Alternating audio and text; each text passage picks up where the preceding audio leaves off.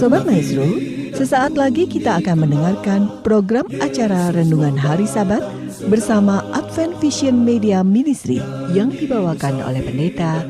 Selamat mendengarkan.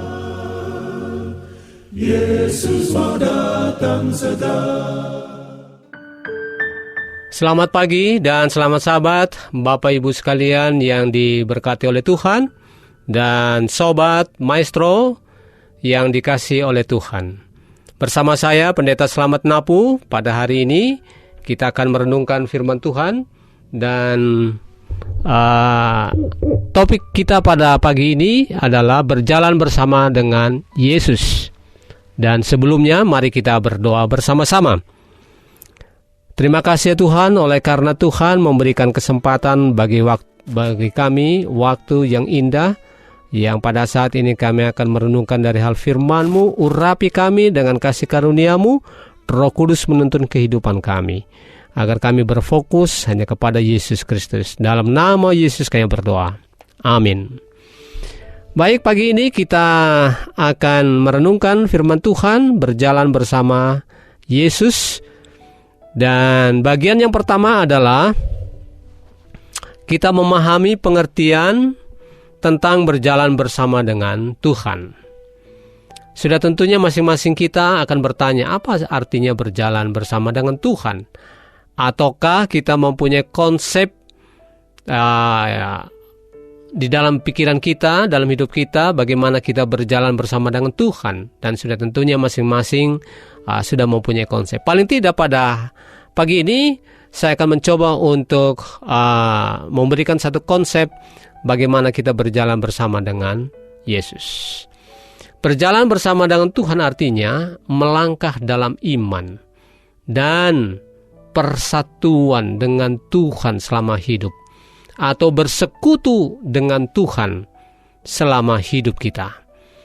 Dan yang terpenting di sini adalah bagaimana Bapak Ibu sekalian akan berjalan ke arah yang benar dengan selalu berfokus pada Tuhan dan mengikuti pimpinannya. Inilah arti barangkali sebuah konsep dalam perjalanan kita.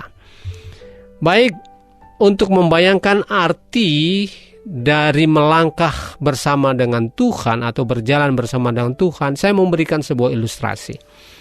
Ilustrasi yang barangkali bersama-sama dan yang sudah pernah kita, bahkan mungkin selalu kita lakukan. Mari kita bayangkan Bapak Ibu sekalian sedang berjalan bersama seorang secara fisik. Barangkali itu dengan keluarga, dengan anak-anak, dengan suami, dengan istri, atau dengan siapa saja. Ya. Dan agar dapat memahami apa arti dari berjalan bersama dengan Tuhan secara spiritual, mulailah kita coba membayangkan saat ini sedang berjalan dengan teman-teman kita atau anggota keluarga kita. Dan saat kita sedang berjalan, lalu coba tanyakan kepada diri sendiri, bagaimana Bapak Ibu sekalian berinteraksi dengan orang yang menemani Bapak Ibu sekalian ketika sedang berjalan. Ya, mungkin ada pertanyaan begini, apa yang saya harapkan dari orang ini ya ketika saya berjalan dengan dia? Atau bagaimana saya mau berbicara dengan dia? Atau barangkali bagaimana sikap saya ketika saya berjalan dengan seseorang? Jadi pada waktu saya berjalan, sudah tentunya saya berbicara kepada dia. Saya mempunyai sikap atau harapan bahwa dia juga harus paling tidak kalau saya menanyakan sesuatu atau saya berbicara, dia ada respon. Nah, pada saat Anda berjalan bersama dengan seseorang, sudah tentunya Bapak Ibu sekalian akan menuju ke arah yang sama. Ya, boleh saja ada yang berbeda di suatu ketika. Ya, langkah kita pun akan sama-sama dengan cepatnya. Ya, yang satu tidak bisa meninggalkan yang satu, atau begitu yang satu lebih cepat, yang satu lebih lambat. Itu tidak berjalan bersama-sama. Tapi kalau berjalan bersama-sama, cepat atau lambat, dia akan terus bersama-sama. Lalu ketika dalam perjalanan ini kita saling berbicara dan tetap memperhatikan satu dengan yang lainnya. Intinya adalah ketika kita berjalan bersama pasti ada keselarasan. Lalu kemudian yang kedua ada kesatuan dan ada kebersamaan di antara perjalanan kita menuju ke suatu tempat. Yang kedua, itulah tadi ilustrasi bagaimana kita boleh menerapkan berjalan bersama dengan Tuhan. Sekarang kita ambil dari kitab firman Tuhan. Yang kedua adalah bertanya.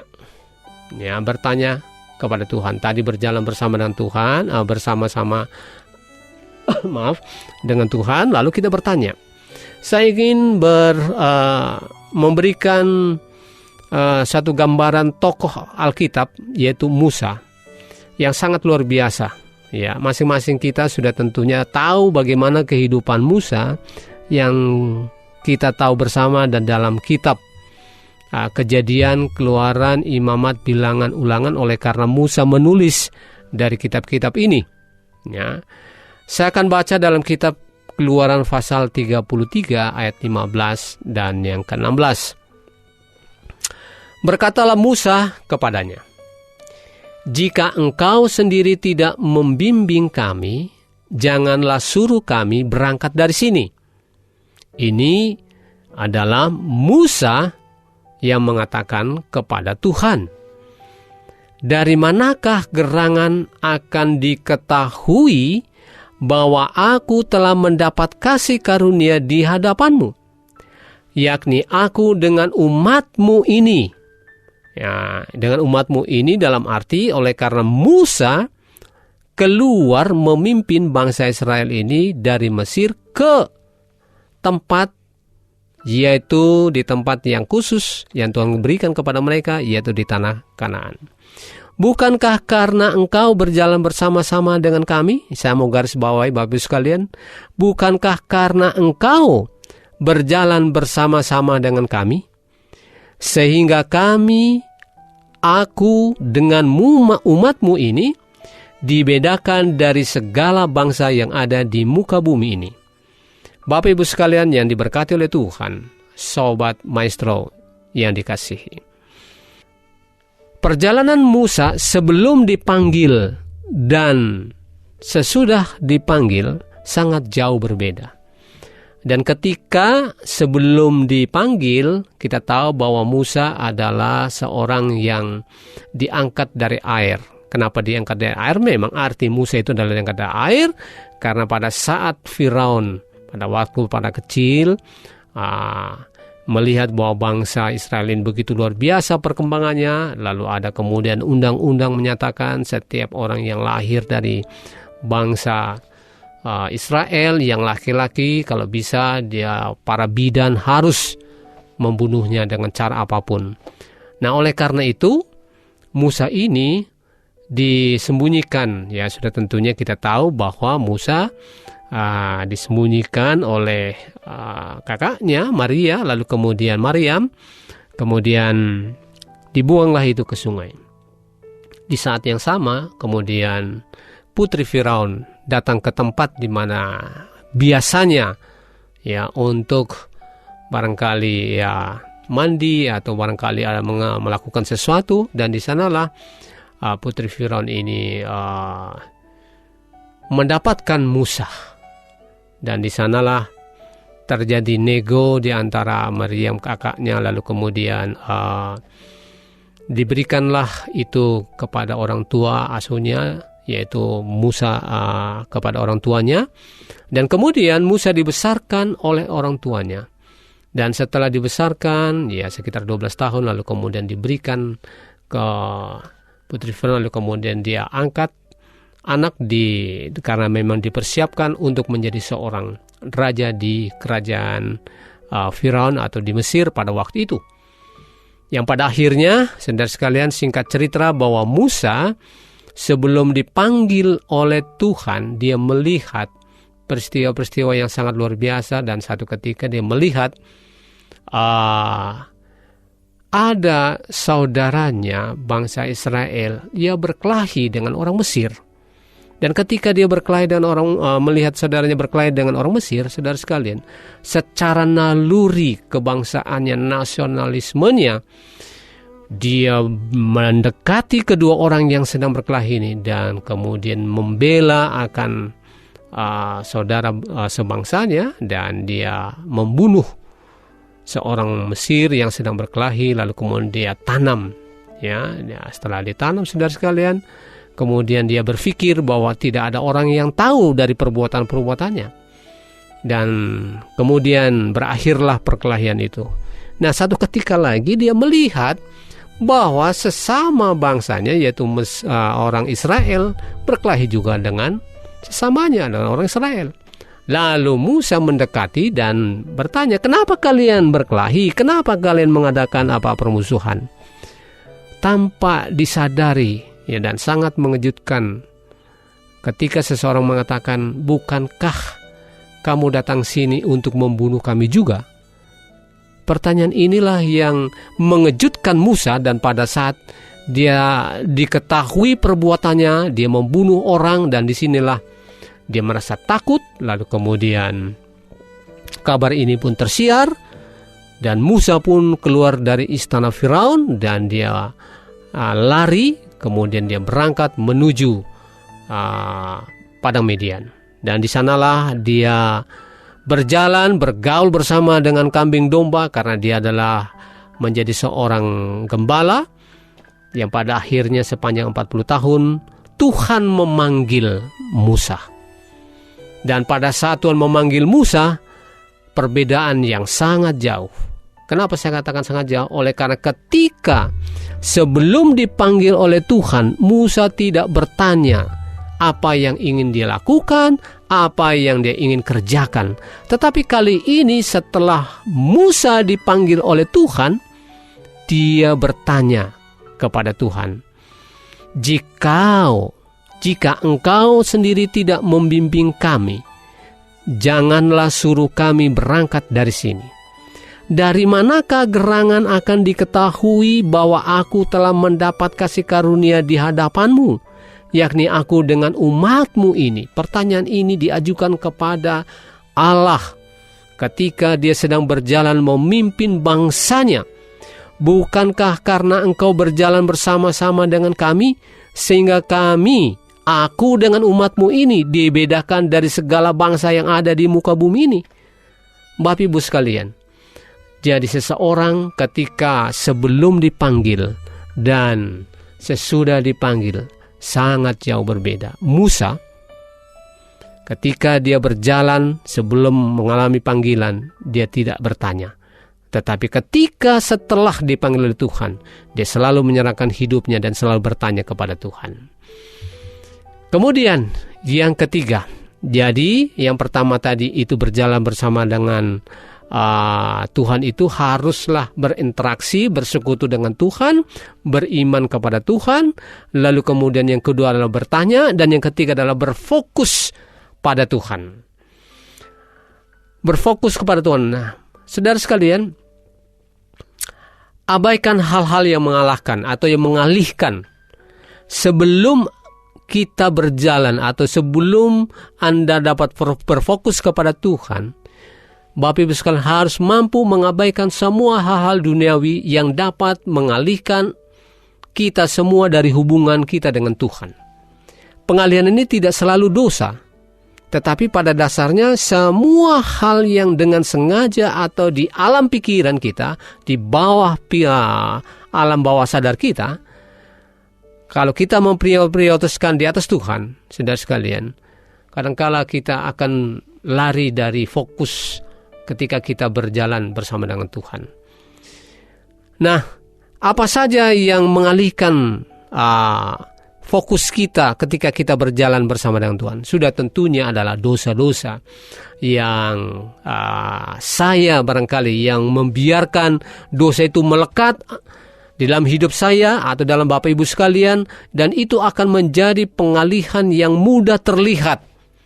Tetapi bukan hanya ini saja yang harus kita perhatikan Bapak Ibu sekalian, tapi kita juga harus bisa mengalahkan dosa itu. Kecuali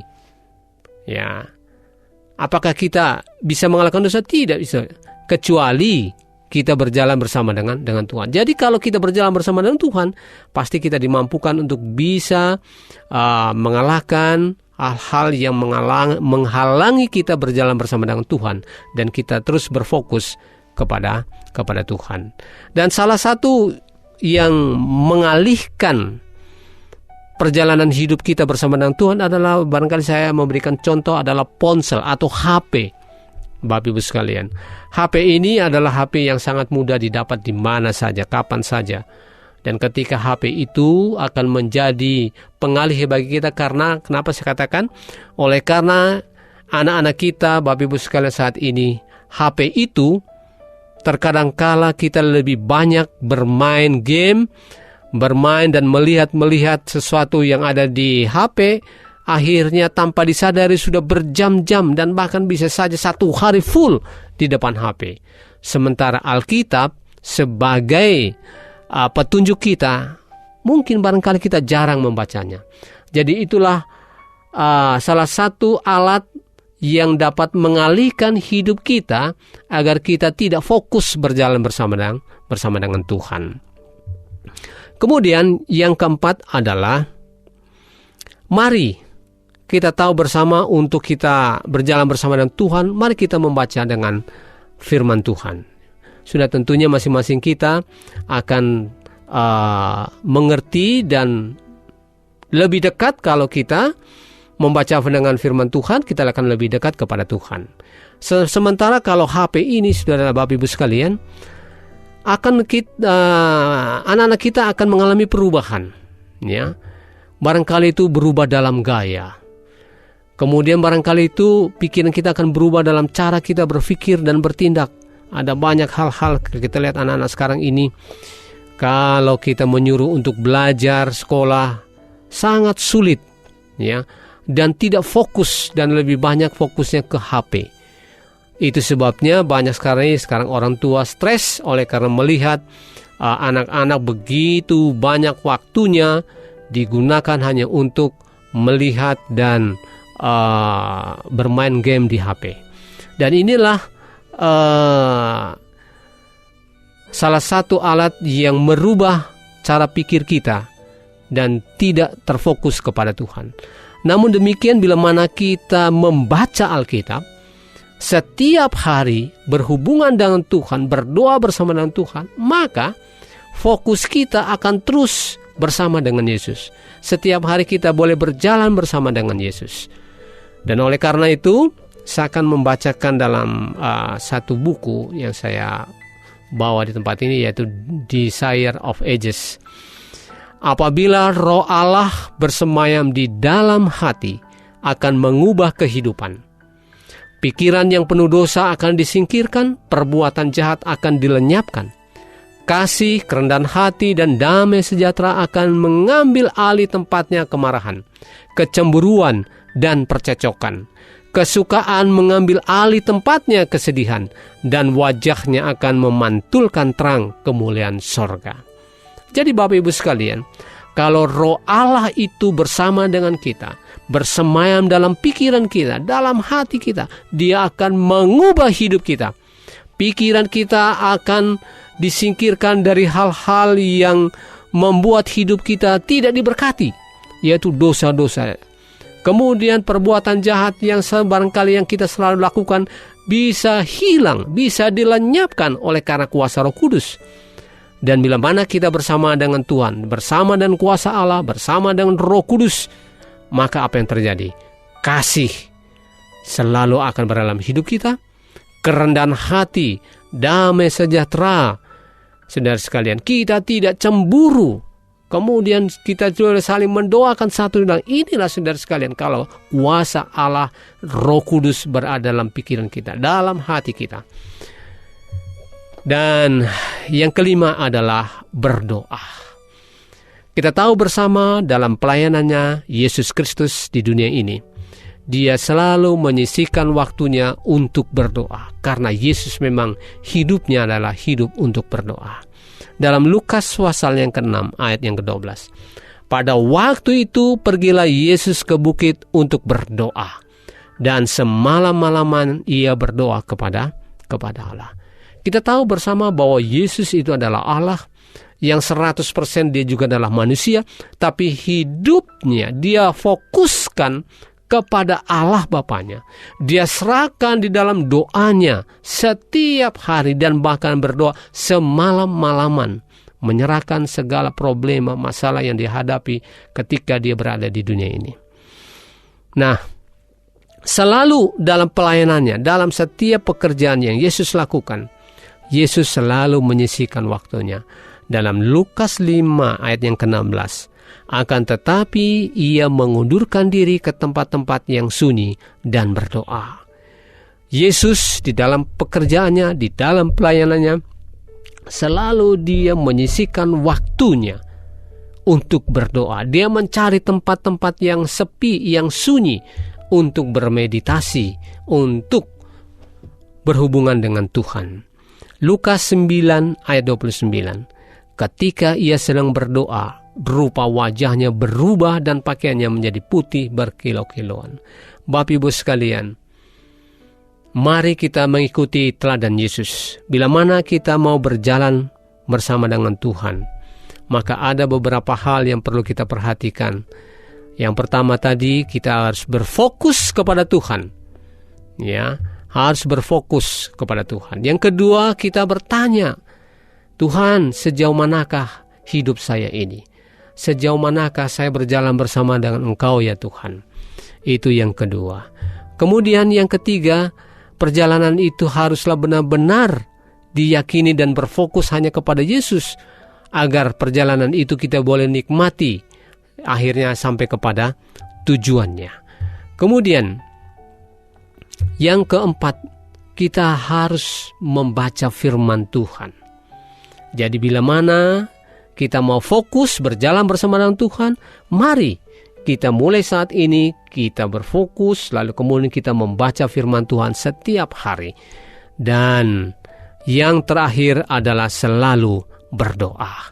Sudah tentunya bila mana kita selalu fokus, maka saya yakin dan percaya bahwa Tuhan akan memberkati Bapak Ibu sekalian. Bapak Ibu sekalian, kiranya Tuhan memberkati dan mari kita berdoa bersama-sama. Terima kasih ya Tuhan, pada saat ini sudah kami merenungkan dari hal firman-Mu Tuhan. Kami boleh berjalan bersama dengan Engkau, dan melalui pertolongan kuasa Roh Kudus-Mu, menolong hidup kami, agar kami tetap selalu menikmati di dalam perjalanan hidup kami sampai Engkau datang yang kedua kali. Dalam nama Yesus kami berdoa. Amin.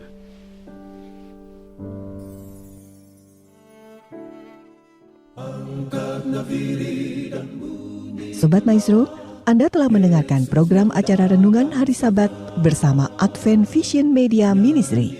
Untuk tanggapan pendengar, hubungi 087 888 777 689. Terima kasih atas kebersamaan Anda. Tuhan memberkati.